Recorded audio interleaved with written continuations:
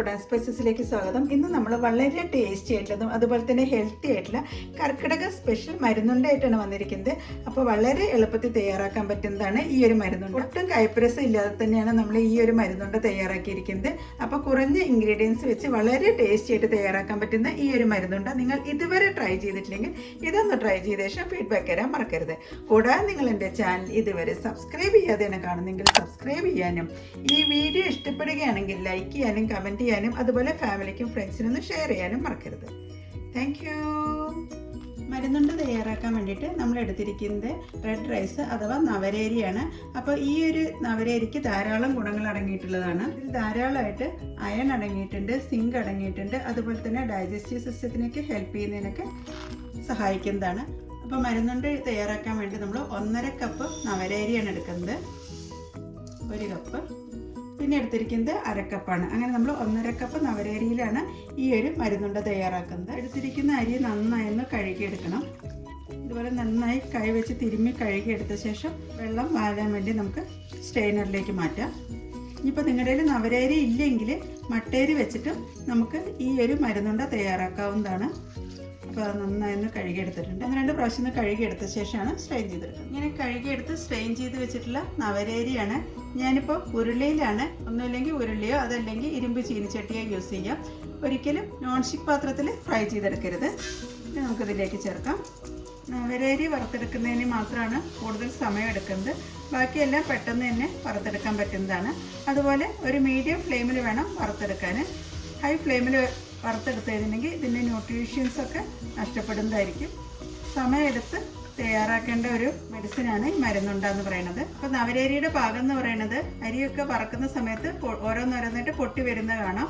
അപ്പോൾ ആ ഒരു സമയം വരെയാണ് ഇത് വറുത്തെടുക്കേണ്ടത്.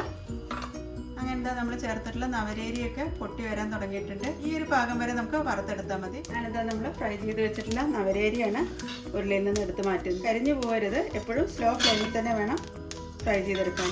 രണ്ടാമതായിട്ട് നമ്മൾ എടുത്തിരിക്കുന്നത് മുതിരയാണ്. അപ്പോൾ ഈ മുതിര നമ്മൾ നന്നായി കഴുകിയെടുക്കുന്നുണ്ട്. മുതിരയിൽ ധാരാളമായിട്ട് പ്രോട്ടീനും അയണൊക്കെ അടങ്ങിയിട്ടുണ്ട്. അതുപോലെ തന്നെ ഷുഗർ ലെവലൊക്കെ ഒന്ന് കുറയ്ക്കുന്നതിനും വെയിറ്റ് ലോസിനൊക്കെ ഹെൽപ്പ് ചെയ്യുന്നതാണ്. കൂടാതെ ഇതിൽ ഫൈബർ അടങ്ങിയത് കൊണ്ട് തന്നെ ഡൈജസ്റ്റീവ് സിസ്റ്റത്തിനൊക്കെ ഹെൽപ്പ് ചെയ്യുന്നതാണ്. കിഡ്നിയുടെ ആരോഗ്യത്തിനും അതുപോലെ തന്നെ ലിവറിൻ്റെ ആരോഗ്യത്തിനൊക്കെ വളരെയധികം ഹെൽപ്പ് ചെയ്യുന്നതാണ്. ചിലപ്പോൾ മുതിരയിൽ കല്ലുണ്ടാവാനുള്ള ഒരു ചാൻസ് ഉണ്ട്. അങ്ങനെയാണെങ്കിൽ അരിച്ചെടുത്തിട്ട് വേണം നമുക്കത് കഴുകിയെടുക്കാൻ. സ്ട്രെയിൻ ചെയ്ത് വെച്ചിട്ടുള്ള മുതിര നമുക്ക് ഉരുളിയിലേക്ക് ചേർക്കാം. ചൂടായി കിടക്കുന്ന ഉരുളി ആയതുകൊണ്ട് തന്നെ പെട്ടെന്ന് മുതിരയും വറുത്ത് കിട്ടുന്നതാണ്. അങ്ങനത്തെ നമ്മൾ ചേർത്തിട്ടുള്ള മുതിരയും പൊട്ടി വരാൻ തുടങ്ങിയിട്ടുണ്ട്. ഈ ഒരു രീതി ആവുന്നവരെ ഫ്രൈ ചെയ്തെടുത്താൽ മതി. അങ്ങനത്തെ മുതിരയും ഞാൻ ഉരുളിയിൽ നിന്ന് എടുത്ത് മാറ്റിയിട്ടുണ്ട്. മുതിര വറക്കുന്ന സമയത്ത് നല്ലൊരു മണമായിരിക്കും വരുന്നത്. നമ്മൾ ചേർക്കുന്നത് ആശാളിയാണ്. ഇത് നമുക്ക് ഫ്രൈ ചെയ്തെടുക്കാം. പെട്ടെന്ന് തന്നെ ഫ്രൈ ആയി കിട്ടുന്നതാണ്. അതുപോലെ തന്നെ ആശാളി കഴുകാതെ നമ്മൾ നേരിട്ടാണ് ഫ്രൈ ചെയ്തെടുക്കുന്നത്. കണ്ടു കഴിഞ്ഞിട്ടുണ്ടെങ്കിൽ നമ്മുടെ കോറയുടെ ഒക്കെ ഒരു ഷേപ്പ് ആയിരിക്കും ഉണ്ടാവുക. ചെറിയൊരു കയ്പ്പ് രസം ഉള്ളതാണ് ഈ ആശാളിക്ക്. ഇത് നമുക്ക് പച്ചമരുന്ന് കടയിൽ നിന്നും അതുപോലെ തന്നെ സൂപ്പർ മാർക്കറ്റിൽ നിന്നൊക്കെ വാങ്ങിക്കാൻ കിട്ടുന്നതാണ്. ഞാനിവിടെ ഇപ്പോൾ 1/4 കപ്പാണ് ആശാളി ഇതിലേക്ക് ചേർത്തിരിക്കുന്നത്. ആശാളി നന്നായി പൊട്ടി വരാൻ തുടങ്ങിയിട്ടുണ്ട്. ഇനി നമുക്ക് ഇതും ഉരുളിയിൽ നിന്നും എടുത്തു മാറ്റാം. പിന്നെ ഇതിലേക്ക് ചേർക്കുന്നത് 1/4 കപ്പ് തൊലി കളഞ്ഞ നിലക്കടലയാണ് ഇതിലേക്ക് ചേർക്കുന്നത്. ഇത് നമുക്ക് നന്നായി റോസ്റ്റ് ചെയ്തെടുക്കാം. ധാരാളം പ്രോട്ടീൻ അടങ്ങിയിട്ടുള്ളതാണ് പീനട്ടിൽ. പിന്നെ നമ്മൾ ചേർക്കുന്നത് വാൾനട്ടാണ്. ഇത് നമ്മൾ 1/4 കപ്പാണ് ചേർക്കുന്നത്. ഇനി നമ്മൾ ഇതിലേക്ക് ചേർക്കുന്നത് 1/4 കപ്പ് കാഷ്നട്ടാണ്. ഇത് നമുക്ക് ഡ്രൈ റോസ്റ്റ് ചെയ്തെടുക്കാം. കാഷ്നട്ടും റോസ്റ്റായി വന്നിട്ടുണ്ട്. നമുക്കിത് എടുത്ത് മാറ്റാം. ഇനി നമ്മൾ ഇതിലേക്ക് ചേർക്കുന്നത് ഒരു 1/4 കപ്പ് ബദാമാണ്. ഇത് നമുക്ക് ഡ്രൈ റോസ്റ്റ് ചെയ്തെടുക്കാം. ഫ്രൈ ചെയ്തെടുക്കാൻ പോകുന്നത് എള്ളാണ്, കറുത്ത എള്ള്. ഇതും കഴുകിയെടുത്ത ശേഷം സ്ട്രെയിൻ ചെയ്ത് വെച്ചിട്ടുള്ളതാണ്. ഇത് നമുക്ക് ഉരുളിയിലേക്ക് ചേർക്കാം. എള്ളും പൊട്ടി വരാൻ തുടങ്ങിയിട്ടുണ്ട്. ഈ ഒരു സമയത്ത് നമുക്ക് ഉരുളിയിൽ നിന്ന് എടുത്ത് മാറ്റാം. അതായത് നമ്മൾ ഫ്രൈ ചെയ്തെടുക്കാൻ പോകുന്നത് ജീരകമാണ്, അതായത് ക്യുമിൻ സീഡ്. ഇത് നമ്മൾ 1/4 കപ്പാണ് ചേർക്കുന്നത്. അങ്ങനെ ജീരകവും പൊട്ടി വരാൻ തുടങ്ങിയിട്ടുണ്ട്. നമുക്കിതും ഉരുളിയിൽ നിന്ന് എടുത്ത് മാറ്റാം. പിന്നെ നമ്മൾ ഫ്രൈ ചെയ്തെടുക്കുന്നത് അയമോദകമാണ്, അതായത് അജ്വൈൻ. ഇത് നമ്മൾ 1/4 കപ്പാണ് ചേർക്കുന്നത്. നന്നായി പൊട്ടി വരുന്നവരെ നമുക്കൊന്ന് റോസ്റ്റ് ചെയ്തെടുക്കാം. അങ്ങനെ അയമോദകവും പൊട്ടി വരാൻ തുടങ്ങിയിട്ടുണ്ട്. ഇനി നമുക്കത് ഉരുളിയിൽ നിന്ന് എടുത്ത് മാറ്റാം. പിന്നെ നമ്മൾ ഫ്രൈ ചെയ്തെടുക്കാൻ പോകുന്നത് ഉലുവയാണ്. ഉലുവയിൽ ധാരാളം ഗുണങ്ങൾ അടങ്ങിയിട്ടുണ്ട്. ഷുഗർ പേഷ്യൻസിനൊക്കെ ഉലുവ കഴിക്കുന്നത് വളരെ നല്ലതാണ്. ഇത് നമുക്ക് നന്നായി പൊട്ടി വരുന്നവരെ റോസ്റ്റ് ചെയ്തെടുക്കാം.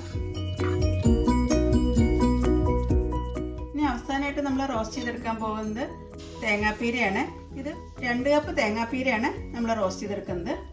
തേങ്ങ നമുക്ക് ചുമക്കുന്ന വരെയാണ് വറുത്തെടുക്കേണ്ടത്. തേങ്ങ വറുക്കുമ്പോൾ തന്നെ നമുക്ക് ഇതിലേക്ക് ഏലക്കയും കൂടി വറുത്തെടുക്കുന്നുണ്ട്.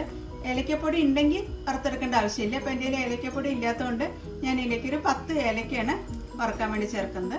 ഞാനിപ്പോൾ തൊലിയോട് കൂടി തന്നെയാണ് ഇതിലേക്ക് ചേർക്കുന്നത്. തേങ്ങ വറുക്കുന്ന സമയത്ത് നമുക്ക് ഇതിലേക്ക് 1 ടേബിൾ സ്പൂൺ നെയ്യും കൂടി ചേർത്തിട്ടാണ് വറുത്തെടുക്കുന്നത്. ശർക്കര ഉരുക്കിയെടുക്കുന്നതിന് വേണ്ടി ഞാനൊരു സോസ് പാൻ വെച്ചിട്ടുണ്ട്. ഇതിലേക്ക് ഞാൻ 1/2 കപ്പ് വെള്ളമാണ് ചേർക്കുന്നത്.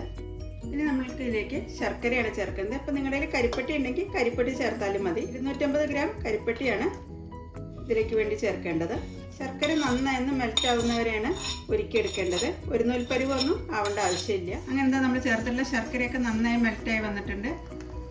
ഇനി നമുക്ക് ഇതിൻ്റെ ഫ്ലെയിം ഓഫ് ചെയ്ത ശേഷം തണുക്കാൻ വേണ്ടി വെയിറ്റ് ചെയ്യാം.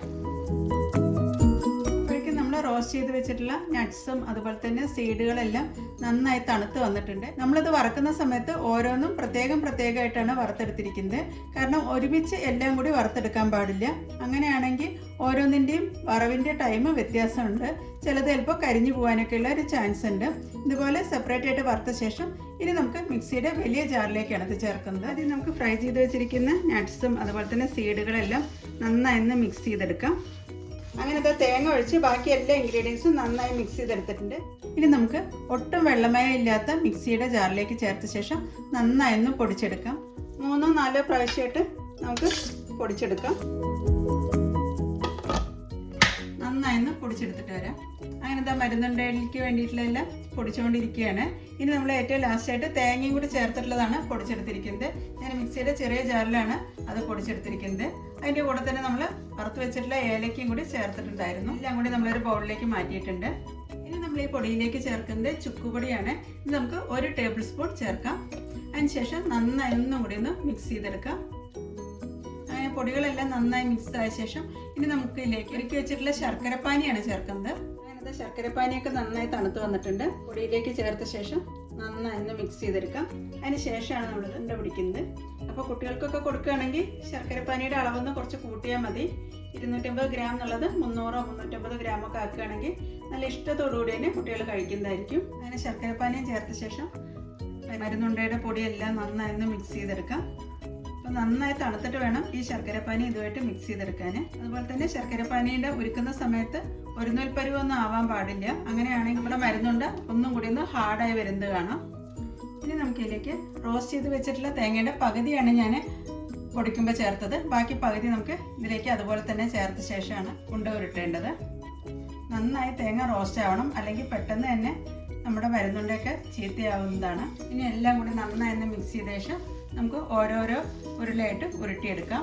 ഞാനിപ്പോൾ നാരങ്ങ വലുപ്പത്തിലാണ് ഉണ്ട ഉരുട്ടിയെടുക്കുന്നത്.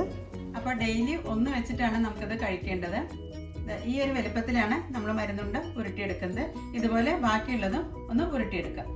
നവരേരിയും തേങ്ങ ഒഴിച്ച് ബാക്കി എല്ലാ ഇൻഗ്രീഡിയൻസും 1/4 കപ്പ് വീതമാണ് എടുത്തിരിക്കുന്നത്. അങ്ങനെ നമ്മൾ മരുന്നുണ്ട എല്ലാം ഉരുട്ടിയെടുത്തിട്ടുണ്ട്. നമ്മൾ ഈ ഒരു അളവിൽ മരുന്നുണ്ട തയ്യാറാക്കിയ സമയത്ത് എനിക്ക് 40 ഉണ്ടയാണ് കിട്ടിയിരിക്കുന്നത്. അപ്പോൾ വളരെ സോഫ്റ്റ് ആയിട്ടുള്ള ഈ ഉണ്ട നമുക്കൊന്ന് പൊട്ടിച്ച് നോക്കാം. അപ്പോൾ ഒട്ടും കൈപ്രസം ഇല്ലാതെ തന്നെയാണ് നമ്മൾ ഈ ഒരു മരുന്നുണ്ട തയ്യാറാക്കിയിരിക്കുന്നത്. അപ്പോൾ ഈ കർക്കിടകത്തിന് എല്ലാവരും ഈ ഒരു രീതിയിൽ മരുന്നുണ്ട തയ്യാറാക്കി നോക്കുമെന്ന് പ്രതീക്ഷിക്കുന്നു. ഇതിൽ ചേർത്തിട്ടുള്ള 1-2 ഐറ്റം കിട്ടിയില്ലെങ്കിലും മരുന്നുണ്ട ഉണ്ടാക്കാതിരിക്കാൻ മറക്കരുത്. ഓരോ ദിവസം ഓരോന്ന് വെച്ച് കഴിച്ചാൽ മതി. അപ്പോൾ വളരെ ടേസ്റ്റിയാണ്. കുട്ടികൾക്കും അതുപോലെ തന്നെ മുതിർന്നവർക്കും ഒരുപോലെ കഴിക്കാൻ പറ്റിയിട്ടുള്ളതാണ് ഈ ഒരു മരുന്നുണ്ട. അപ്പോൾ എല്ലാവരും ഈ ഒരു രീതിയിലൊന്ന് ട്രൈ ചെയ്ത ശേഷം ഫീഡ്ബാക്ക് തരാൻ മറക്കരുത്. Thank you.